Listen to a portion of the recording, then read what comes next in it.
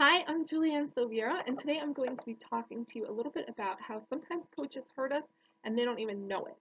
And this is something that's very specific to female windmill pitchers because we have to have certain considerations made for us. And a lot of coaches, especially coming from a baseball background, maybe don't necessarily know a lot about pitching mechanics and things like that. And although very, very few coaches will go out there and maliciously try to hurt you, and if you're in that sort of toxic environment, you need to make sure you get out of it. Um, there are a lot of coaches that will sort of hurt you with their ignorance, for lack of a better word. So, the first way in which a lot of athletes I find get hurt by their coaches is the coach assumes that since, windmill pitching is a more natural motion, that basically these girls can pitch 4 games in a weekend.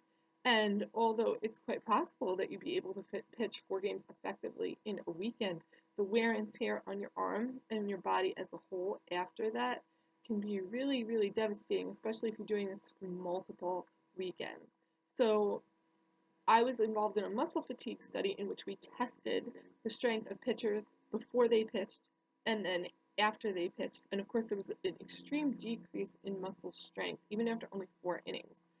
And, this is something that your coaches need to be aware of. So good coaches keep pitch counts. And good coaches know their players and know when they start to see signs of fatigue, and they're going to pull them when they start to see signs of fatigue. So this is something, if your coach is not aware of it, sometimes you'll have to have mom or dad keep a pitch count. And sometimes you'll have to say, look, I've already pitched a game and a half today, and that's going to be enough for now, you know. But the second thing that I find that most coaches do where they don't try to hurt their pitchers, but they end up doing it anyway, is if you're not performing well in a game, a lot of coaches will go straight to, like, why aren't you throwing strikes and what are you doing? And they won't take into account the effect that your mechanics and your delivery are having on the outcome of the pitch. So, for example, if you do it poorly and you're throwing the ball constantly high, if the coach comes out there and yells at you and gets frustrated with you, then that's going to make you more frustrated with yourself and more hesitant to throw the next time. But on the other hand, if that coach comes out and is like, look, I know you're trying your best, adjust your focal point down a little bit, right? Lengthen your arm at release just a little bit, make that snap quick.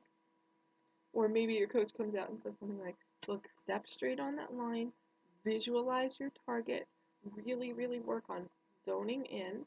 You know what? That's a positive experience for everyone. And although a coach is allowed to get frustrated too, sometimes it's frustrating if your team isn't performing the best that they possibly can. We want to make sure that anything that's negative can be turned into positive and can be turned into something productive. So, if you think that your coach may be doing a few of these things unwittingly, then go ahead and sign him or her up for the newsletter. There's your travel coach, your high school coach, your college coach. They should all be on the same page, even your little league coach, okay? Should start knowing all this stuff at a young age. And go ahead and sign them up for the newsletter so they can get more information, be more educated about this whole process and this whole art of pitching. And I will see you soon.